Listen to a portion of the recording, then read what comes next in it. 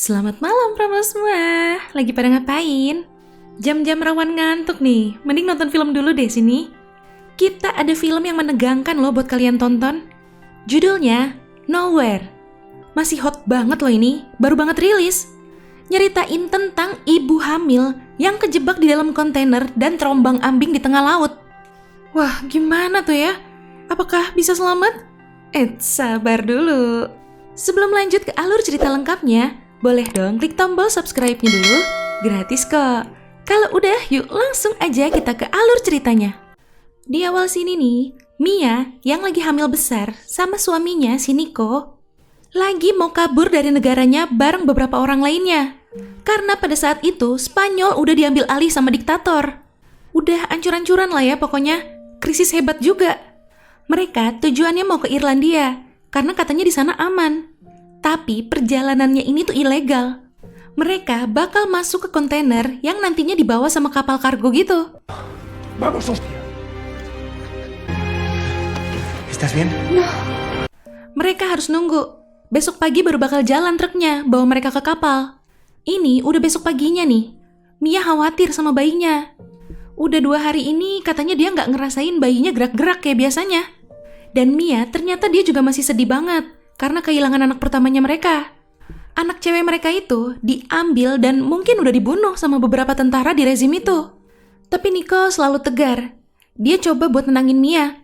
Tiba-tiba ada yang gedor-gedor kontainer mereka, minta dibukain gitu.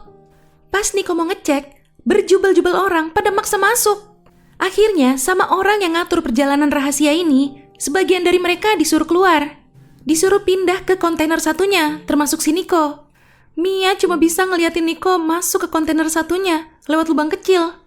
Nico masuk ke kontainer 107 warna hijau. Dia ingetin tuh. Karena panik ketakutan, dia langsung nelpon Nico. Ya udah, Nico cuma bisa pesen, jangan percaya sama siapapun. Jaga barang-barang dan hati-hati. Nah, udah OTW nih ke kapalnya. Sepanjang jalan kelihatan brutal banget ya itu tentara-tentara. Wanita sama anak-anak pada ditangkepin, dimasukin ke kandang gitu coba.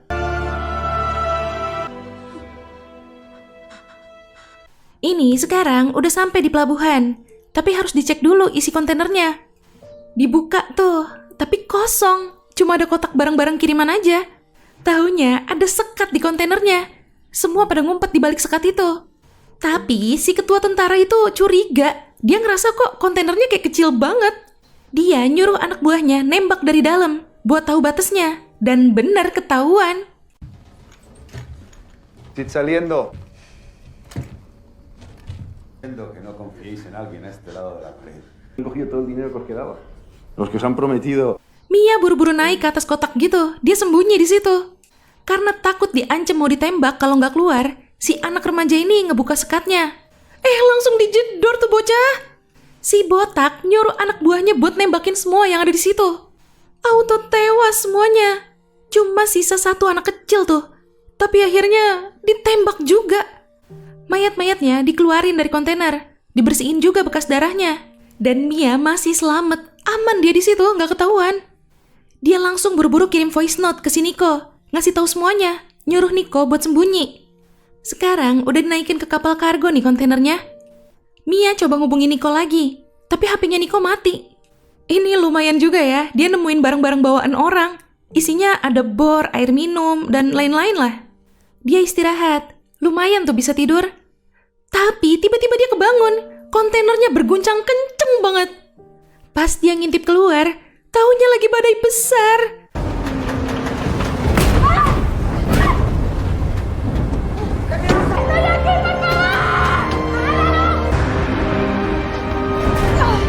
Kontainer-kontainernya pada jatuh ke laut. Mia akhirnya pingsan. Sadar-sadar, kontainernya udah tergenang air dan dalam posisi terbalik. Dia coba lihat keluar lagi. Kaget tuh dia, kontainernya udah terombang-ambing di lautan.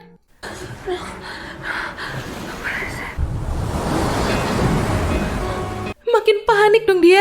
Mana layar HP-nya rusak. Dia keinget sama HP yang dia temuin di tas. Tapi dikunci SIM card-nya. Dia coba-coba pinnya, sampai akhirnya keblokir.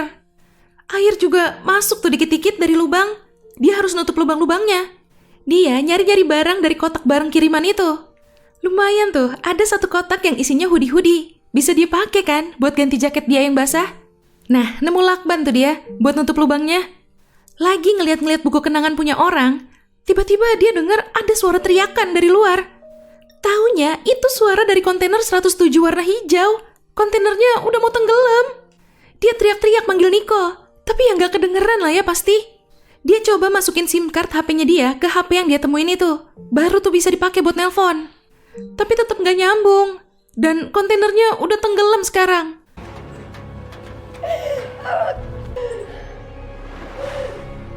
No puedo hablar, sigue intentándolo. Udah hopeless, udah pengen bundir. Tapi tiba-tiba bayinya gerak. Nggak jadi tuh dia. Dia tidur malam itu. Bangun-bangun, udah tinggi airnya. Mana cepet banget lagi naik airnya.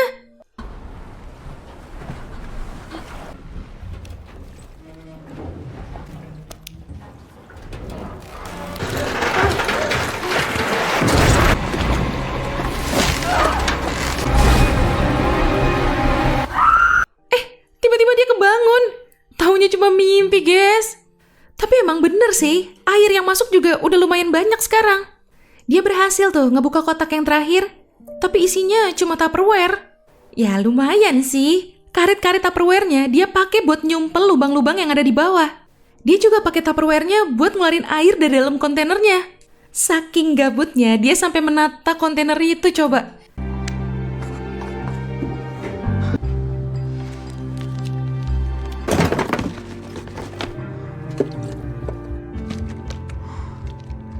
Tiba-tiba ada yang telepon dari nomor gak dikenal.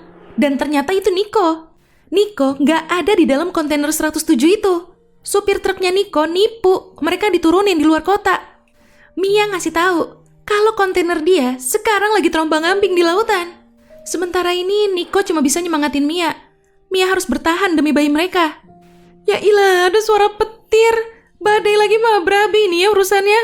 Aduh, tiba-tiba perutnya mulai kontraksi tuh. Kayaknya udah mau ngelahirin dia. Mau coba nelpon Niko, HP-nya jatuh, nyemplung. Lagi mules-mules parah, masih dia kuat-kuatin tuh buat nyumpelin lubang-lubang biar nggak makin naik airnya. Sampai akhirnya dia udah nggak kuat, dia coba ngelahirin bayinya. Setelah perjuangan mati-matian, dia berhasil ngelahirin bayinya sendirian di tengah badai. Respira, por favor. Plasenta atau ari-arinya bayi itu dimasukin ke dalam Tupperware. Ini udah masuk hari ketiga, air juga udah makin tinggi. Dia kepikiran buat ngelubangin bagian atas kontainernya, biar bisa keluar cari bantuan. Suara bor kan berisik banget ya, bayinya makin kejer aja tuh nangisnya. Udah lagi stres, bayinya nangis nggak udah-udah. Dia nggak sengaja ngebentak bayinya, tapi dia langsung sadar dan minta maaf. Udah hampir hopeless, akhirnya ASI dia keluar. Baru tuh berhenti nangis bayinya, keausan dia. Saking kelaparannya abis nyusuin, dia ngabisin semua persediaan makanannya. Cuma tinggal air doang. Itu juga dia berhenti minum karena bayinya kayak ngingetin dia gitu. Besok paginya, dia lanjut ngebor lagi. Nanggung banget dong, baterai bornya abis.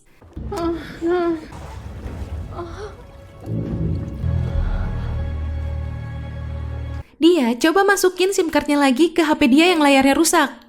Kesel nggak bisa-bisa, dilempar tuh semua barang-barang. Sampai akhirnya dia ngeliat ada pisau lipat. Dia pakai itu buat lanjut ngelubangin atas kontainernya. Malam itu, dia udah kelaparan banget. Dia ngambil plasenta bayinya yang dia simpen itu. Dan akhirnya dia makan itu plasentanya. Lagi makan, dia dengar kayak ada suara paus. Dia ngintip keluar. Tiba-tiba,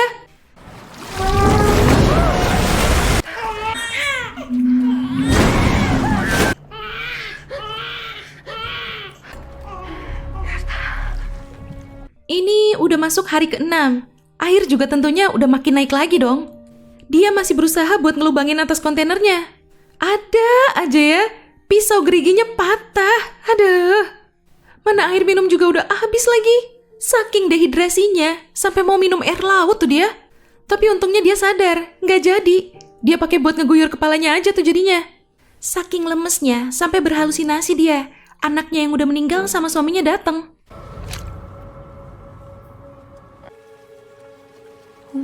Mi amor, vamos a salir, por favor.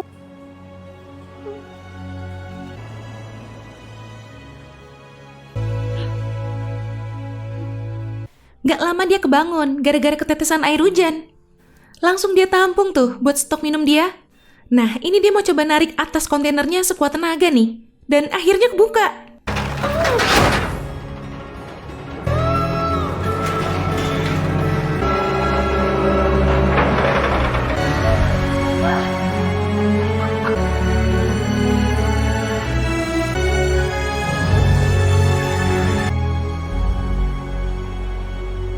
Besok paginya, dia ngajak bayinya keluar juga, sekalian berjemur. Dia ngebuang kain bekas popok bayinya itu ke laut. Ikan-ikan pada nyamperin. Dengan alat seadanya, dia mau coba mancing. Tapi ya susah, gak bisa. Lagi istirahat, dia ngeliat ada pesawat lewat.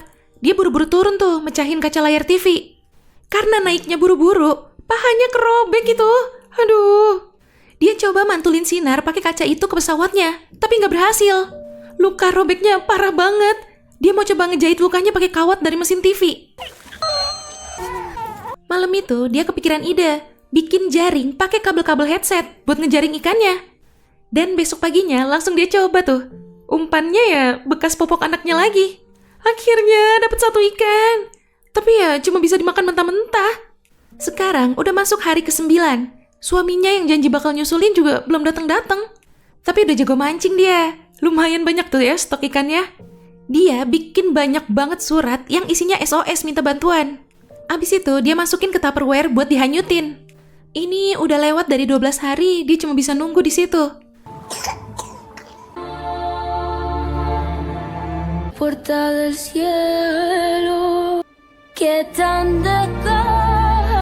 Bahkan airnya udah mau sampai ke batas maksimum yang dia bikin. Malam itu dia dapet telepon dari Nico. Tapi justru itu yang bikin Mia makin hancur. Nico bilang dia nggak bisa jemput Mia. Nico ketahuan pas mau nyusulin Mia. Dia berhasil kabur sih katanya, tapi dia sempat kena tembak. Nico nelpon cuma mau pamitan sama Mia. Sumpah sedih banget. Mia sempat ngasih tahu kalau anaknya udah lahir. Perempuan sesuai sama tebakan Nico. Selesai pamitan, pas banget HP-nya Mia lobet dan Nico akhirnya tewas.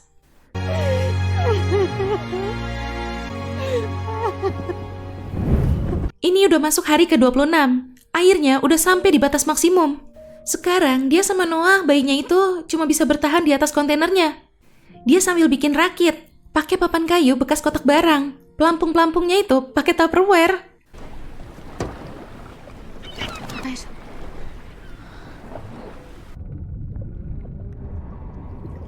Mana karet yang nyumbat lubang-lubangnya pada copot. Kontainernya jadi makin cepat tenggelam. Dia masuk mau ngecek. Malah kesangkut tuh kakinya. Dia harus berjuang buat bisa keluar dari kontainernya.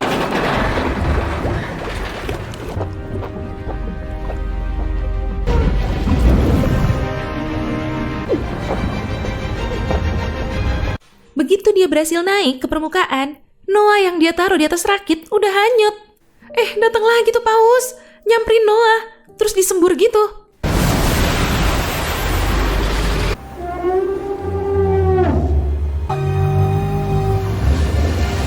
Kena semburannya, Noah jadi nangis kan? Mia jadi tahu posisinya si Noah. Baik banget ternyata pausnya. Udah tuh, ngapung-ngapung di air semalaman si Mia. Bangun-bangun udah pagi. Mia ngebuangin sisa-sisa ikan yang dia makan. Jadi banyak burung camar yang datang. Gak jauh dari rakit mereka ada kapal nelayan. Nelayan itu jadi ngelihat rakit mereka karena banyak burung yang terbang di atasnya. Tapi pas disamperin, Mia udah gak ada di situ. Cuma tinggal si Noah aja. Si Mbak ini nemuin tali yang keikat ke rakitnya. Coba ditarik tuh. Taunya itu si Mia. Tapi dia udah gak sadarin diri. Langsung di CPR sama si Mbaknya. Sampai berkali-kali dicoba. Dan akhirnya Mia sadar lagi. Mia masih kayak percaya gak percaya gitu. Akhirnya dia sama Noah berhasil selamat. Ya, itu tadi alur cerita dari film Nowhere. Wah, sumpah keren banget ya filmnya. Di film ini kita ditunjukin segimana kuatnya perjuangan seorang ibu. Nah, makanya Pramal, kita harus saling sayang sama orang tua, terutama sama ibu kita. Oke Pramal, jangan lupa ya follow Instagram kita @radiomalam.id. Sampai jumpa di ulasan alur cerita selanjutnya. Selamat malam.